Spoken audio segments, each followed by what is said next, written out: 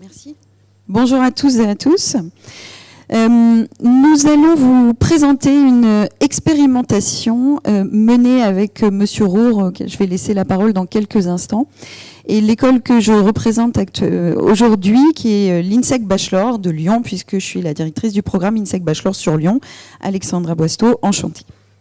Bonjour à tous, donc effectivement Christophe Roure, je suis le dirigeant de la start-up lyonnaise ImageMe et on va vous présenter cette belle expérimentation qu'on a co-construite avec le groupe INSEC et Alexandra. Alors Alexandra, est-ce que tu peux nous donner un peu la genèse de cette expérimentation? Pourquoi, quelles étaient les attentes de l'INSEC, des différentes formations à l'initiative de ce projet? Quels étaient les enjeux auxquels vous souhaitiez répondre quand on a envisagé ensemble de construire cette expérimentation? Oui, avec plaisir. Après, je peux faire de vive voix, hein, t'inquiète. Alors, la genèse de cette expérimentation, c'est une grande ligne de force à l'INSEC Bachelor depuis quelques années, l'employabilité de nos étudiants. Beaucoup de nos étudiants travaillent sur les notions théoriques, les notions académiques, le mode projet. On a développé tout ce qu'on a appelé le learning by doing, etc. Maintenant, il reste une ligne de force encore à travailler pour nos étudiants. C'est cette employabilité et ces critères de démarcation lorsqu'ils arrivent sur le marché du travail et de différenciation aussi. Comment se valoriser soi-même. Pour ça, cette expérimentation, elle a permis aux étudiants de pouvoir s'évaluer, donc s'auto-évaluer dans un premier temps, et ensuite solliciter leurs partenaires dans leur quotidien, que ce soit des tuteurs entreprises dans le cadre d'un stage, dans le cadre d'un contrat d'alternance, que ce soit également leurs collègues dans le cadre de projets. Ils ont pu également s'évaluer entre eux, et ainsi déterminer quels étaient leurs propres soft skills, comment ils allaient les valoriser, et Christophe vous parlera après de cette innovation avec les open badges qui ont été menés également pour pouvoir mettre en avant cette expérimentation et cette valorisation des soft skills de manière innovante. Digitaliser la pédagogie, oui, nous avons décidé de lancer cette expérimentation à ce moment du confinement, effectivement. Alors, on a eu la chance, en jonglant avec les différents calendriers, de pouvoir réaliser un lancement présentiel avec l'équipe ImageMe et avec Christophe. Je pense que, très honnêtement, c'est également une des clés de la réussite. Très sincèrement, les étudiants avaient besoin et ont besoin de rencontrer les entrepreneurs pour pouvoir sans doute s'identifier et pour pouvoir aussi s'embarquer eux-mêmes dans ce projet. Et puis, nous avons également réalisé différentes présentations pour pouvoir impliquer nos partenaires professionnels au sein de cette expérimentation, puisqu'on avait besoin d'eux. Les étudiants avaient besoin de nos partenaires professionnels pour recevoir leur feedback et pour pouvoir arriver à cette boucle de valorisation de leurs propres soft skills. Donc, effectivement, on a construit cette expérimentation, ce projet, on l'a vraiment co-construit ensemble avec le groupe INSEC, sur la base notamment donc de notre solution digitale. Donc, ImageMe, c'est une solution digitale de feedback sur les soft skills. On travaille sur un concept innovant de feedback qu'on appelle le retour d'image, concept qu'on a déposé, qui consiste à apprendre à mieux se connaître et grandir en captant notamment des retours de ton environnement, de ton écosystème, schématiquement sur ses forces et ses faiblesses. On a élaboré tout un référentiel cognitif autour des compétences douces, compétences comportementales, soft skills, enfin, toutes ces terminologies qui tournent autour des hard skills versus soft skills. Et donc, on a effectivement une app que l'on met à disposition de manière gratuite à l'ensemble de l'écosystème, que vous pouvez également télécharger, mais qui, en l'occurrence là, a été utilisée par les étudiants. Et l'idée, c'était qu'ils puissent, comme l'a évoqué Alexandra, on va rentrer un peu plus dans le détail, que les étudiants puissent s'auto-évaluer sur leurs soft skills, sur la base d'un référentiel qu'on a co-construit avec l'INSEC, et qu'ils puissent confronter cette auto-évaluation avec des retours de leur environnement, de leur écosystème, et notamment leurs tuteurs en entreprise, leurs collègues en entreprise, mais également leurs professeurs ou leurs camarades. Et tout l'enjeu, c'est d'aller confronter sa propre auto-évaluation avec la vision de ses pairs et de mesurer son évolution, mesurer sa progression tout au long, en l'occurrence, tout au long de l'expérience. Alexandra, si tu veux préciser. Grandir et faire grandir, en 2 mots. L'idée de cette expérimentation est... Pardon. Et la présentation à nos étudiants, c'est que, bien sûr, même si l'année académique est terminée, maintenant, ce sont des étudiants qu'on va diplômer dans quelques jours, à la fin de ce mois. Cependant, l'expérimentation ne s'arrête pas là pour eux. Ils ont toujours cet accès à l'application et ils ont toujours cette possibilité de poursuivre leur travail, autant de feedback que de progression aussi, de leurs propres soft skills. L'idée, c'est ça, c'est un travail sur le moyen terme qui va leur permettre eux d'évoluer dans leurs différentes forces aussi. Plus ça a toujours été notre discours, toujours travailler sur ses forces plutôt que de courir derrière quelques lacunes qui seraient visibles, surtout les rendre invisibles, et d'autant plus axer son travail et les feedbacks de cette expérimentation sur ses forces pour pouvoir à nouveau les valoriser et pouvoir progresser dans leur projet professionnel qui débute tout juste. L'enjeu de l'expérimentation, elle est aussi de... Donc on a bien compris, on espère, d'aller capter en fait des retours sur l'étudiant, sur ses forces et ses faiblesses, ses axes d'amélioration. Mais c'est aussi pour l'étudiant d'aller capter les codes de l'entreprise. Les feedbacks qu'il va recevoir, ça va lui permettre de mieux interpréter, mieux analyser, mieux comprendre le monde de l'entreprise. Qu'au demeurant, les jeunes n'ont pas forcément cette habitude-là, connaissent pas tous ces codes. Et le feedback va lui permettre de mieux décoder ce monde qu'il ne connaît pas et de mieux s'intégrer de manière plus efficiente. Donc on a ici, bien évidemment, cette expérimentation, l'enjeu c'est qu'on puisse suivre, évaluer les résultats. Aujourd'hui, Alexandra, si on devait faire un peu une synthèse, un petit retour sur cette expérimentation de 6 mois. Oui, au bout de 6 mois. Alors, ce qui est intéressant, c'est les étudiants qui ont tout de suite adhéré à l'expérimentation. 160 tests de personnalité qui ont été réalisés suite à notre lancement, donc quasiment instantanément, ils ont cette curiosité d'aller découvrir l'application, de la télécharger. Et puis peut-être qu'il y a un petit effet également de notre part, puisque pour une fois, on les autorise à utiliser un téléphone face à nous. Donc instantanément, ils se lancent tous et saisissent l'opportunité. Mais plus sérieusement, nous avons été également agréablement surpris par la moyenne des feedbacks sollicités. Il faut savoir que les étudiants, nous les avons accompagnés au sein de l'INSEC Bachelor sans qu'il n'y ait d'obligation. Il fallait que ça vienne d'eux, il fallait qu'ils en aient envie de toute façon pour que ça fonctionne, ce type d'expérimentation. Et ils ont totalement adhéré à cette notion de feedback et de retour à 360 degrés pour apprendre à se connaître. Alors les feedbacks, si on vous décrit un petit peu les feedbacks qu'ils ont pu recevoir, ils sont pas allés uniquement dans leur milieu professionnel, version tuteur, entreprise ou stage précédent. Ils ont également ciblé le milieu associatif qu'ils affectionnent, le milieu humanitaire, sportif, etc. Vous voyez, pour avoir des feedbacks qui soient divers et variés.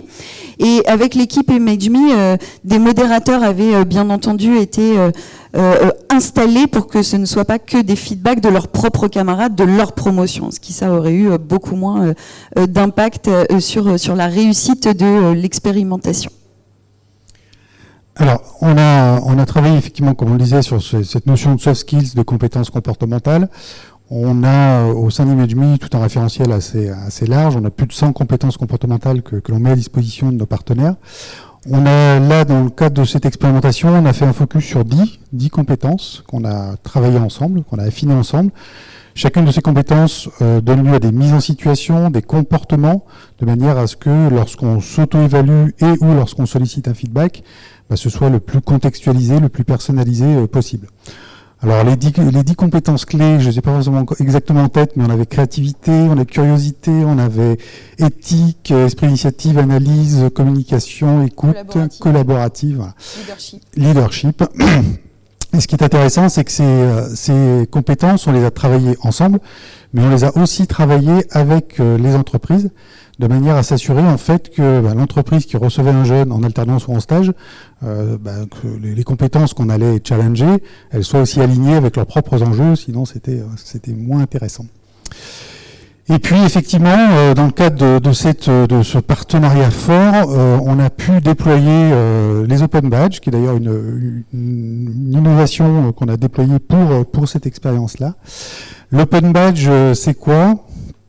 Alexandra, si tu veux, s'il te plaît. Merci. Donc l'Open Badge, c'est un badge numérique qui est assis sur un référentiel international en l'occurrence, et qui permet de valoriser, de communiquer, de révéler en fait des compétences d'un individu, en l'occurrence plutôt les compétences comme on le voit autour des soft skills. Et l'intérêt, c'est lorsque l'on va cliquer, ce badge, on peut le communiquer sur des supports type LinkedIn ou autre, et lorsqu'on va cliquer sur ce badge, on va avoir tout l'historique de la manière de laquelle on a élaboré, de la manière avec laquelle les compétences ont été validées, les compétences ont été obtenues.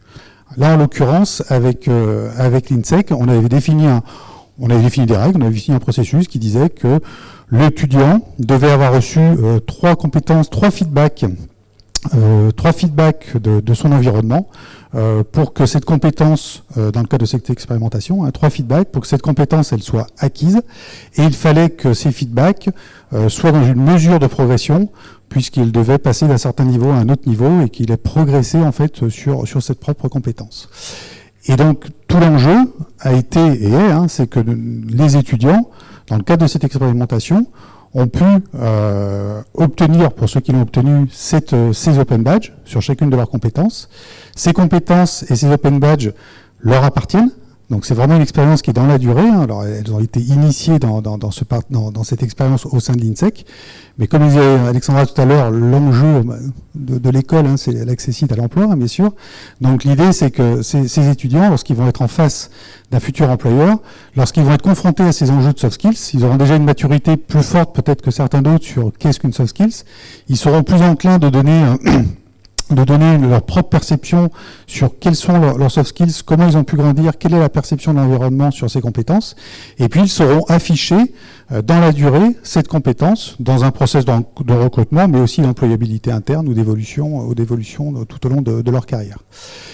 Voilà, donc ça, ça a été un des éléments aussi intéressants de cette expérience et on est sur les chiffres. On a eu combien d'étudiants, rappelle-moi, qui ont eu des Open Badges? Si tu reviens en arrière. Pardon, je l'ai pas en tête. 104. 104. Voilà, on a eu 104 Open Badges. Alors, pour l'INSEC Bachelor, cette expérimentation, elle nous permet aussi, c'est véritablement une expérimentation avec une relation quadripartite. On fait intervenir nos partenaires professionnels, on les implique aussi dans le développement de nos étudiants et en l'occurrence sur ce sujet, les soft skills. On est attentif du coup à leurs attentes de professionnels. Il y a un travail avec également ImageMe qui est conséquent sur quels soft skills nous allons cibler pour tel niveau d'études, tel étudiant, et comment on va réussir à les faire progresser avec la poursuite de l'expérimentation sur les années à venir. Et puis le troisième impact, là il est plus pour moi, pour l'école et pour mon équipe pédagogique, et comment je vais réussir à guider mes intervenants sur le profil actuel de nos étudiants, comment ils évoluent, qu'est-ce qu'ils attendent de nous en termes pédagogiques et en termes également de contenu, d'ailleurs, on le voit. Donc l'équipe ImageMe et moi-même vous proposons un persona type d'un étudiant de cette promotion 2021 INSEC Bachelor, avec les éléments forts qui vont ressortir. Sur la personnalité, ressort l'élément pragmatique. Véritablement, ce sont des étudiants qui ont besoin de mener toujours des projets, qui ont besoin d'avoir aussi une forme de responsabilité à leur hauteur, mais en tout cas une forme de responsabilité, qui aiment l'improvisation, qui sont impliqués, qui sont dynamiques, c'est vrai, qui sont curieux, oui c'est vrai, à partir du moment où on leur laisse l'opportunité. Il n'y a aucun souci. Valoriser l'entourage, ça c'est les caractères qui ressortent ou les caractéristiques de nos étudiants, donc ouverture d'esprit, écoute, organisation, éthique, qui est un sujet qui les sensibilise de plus en plus. Vous allez retrouver au niveau des principales de soft skills, c'est cette même idée des valorisations réalisées par l'entourage du fait de nos feedbacks, bien entendu, la boucle est bouclée. Et puis l'écosystème professionnel, donc nos intervenants en entreprise, eux vont valoriser le sens de l'analyse, la créativité, l'esprit d'équipe, bien entendu, dont ils ont besoin, et la curiosité, et vont nous demander d'autant plus d'axer notre travail pédagogique sur ces différents critères. Alors, on ne vous a pas mis de persona de tuteur. Comme on vous l'a dit tout à l'heure, un des enjeux, c'est un peu ambitieux, mais un des enjeux de cette expérimentation, et plus globalement d'ImageMe, c'est grandir et faire grandir. Et derrière le faire grandir, c'est aussi d'aller faire grandir le tuteur ou le collègue du jeune en alternance ou en stage, de le faire grandir dans sa posture de tuteur. On sait que c'est pas toujours évident, on sait qu'on n'a pas toujours le temps, on n'a pas toujours la disponibilité, et on a autant le jeune, il n'a pas forcément de retour toujours sur son expérience de stagiaire ou d'alternant, le tuteur, il en a peut-être encore moins. Et donc on avait aussi derrière cette expérience aussi un enjeu vertueux d'aller faire aussi grandir le tuteur avec des feedbacks que peut faire le jeune l'étudiant sur le tuteur. Donc ça a plutôt pas trop mal fonctionné, il y a eu moins de retours dans ce sens-là, mais au demeurant, ceux qui ont reçu des retours, ils ont aussi capté de l'information à forte valeur ajoutée sur leur posture. Et puis pour terminer, on vous a mis une petite vidéo témoignage d'une étudiante avec toute la transparence, la sincérité de nos étudiants. Ouais, un mélange effectivement de transparence et de timidité, mais qui est toujours agréable sur l'expérience.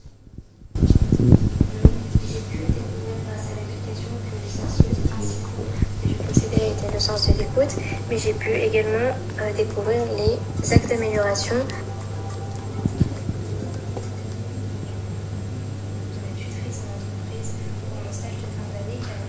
Vraiment permis de connaître mes axes d'amélioration, les progrès qu'il me restait à faire, de résultats, etc.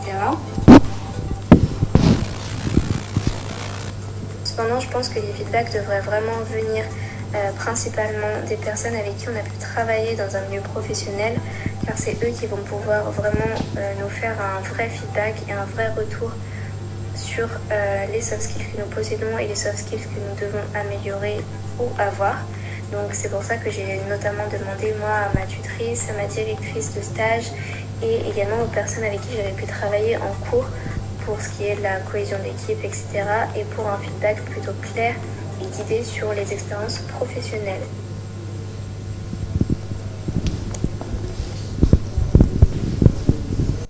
Voilà. Merci pour votre écoute. Et nous sommes à votre disposition pour les questions.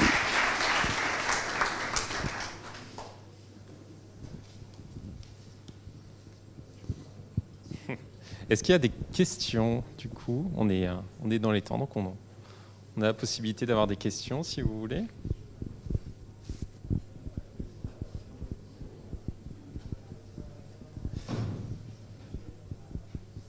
Sinon, je rappelle... Ouais. Alors, je vous passe. Vous aviez levé un... Non.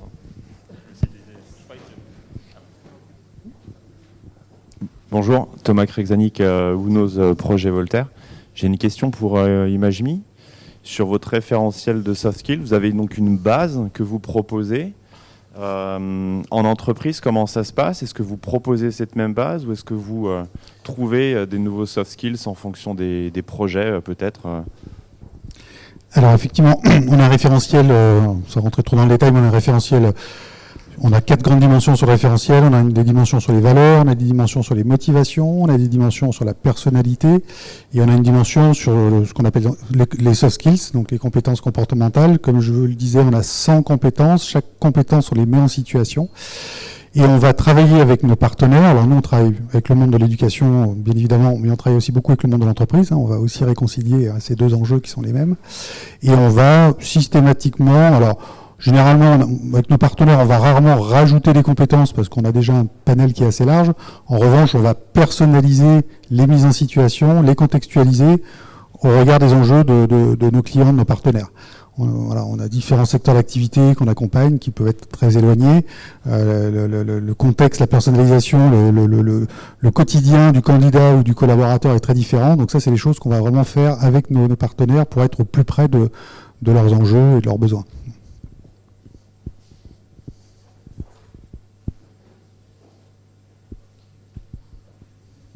Est-ce qu'il y a d'autres questions ou si vous voulez rebondir?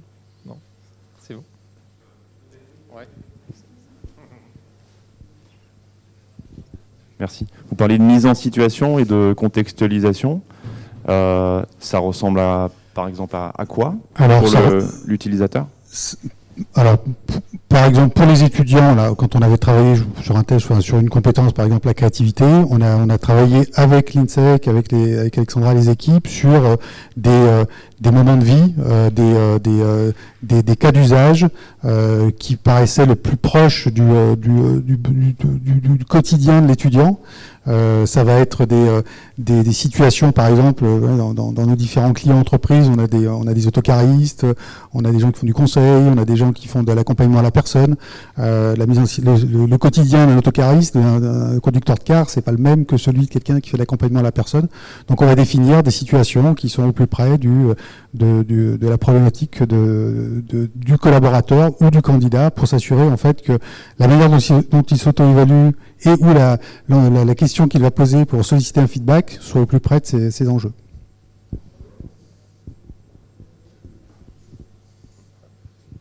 Et bonjour, Martin Monfond de Flywire. Et après, c'est une question plutôt par rapport à l'école.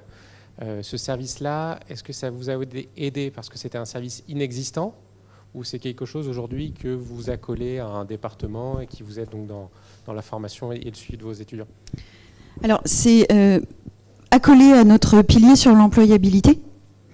Et donc, ça nous permet d'innover sur ce pilier, sur des notions pédagogiques, où ça fait partie d'un bloc de compétences pour nos étudiants obligatoires. Voilà, donc c'est une innovation au sein d'un bloc de compétences qui était travaillé peut-être de manière différente ou plus classique auparavant.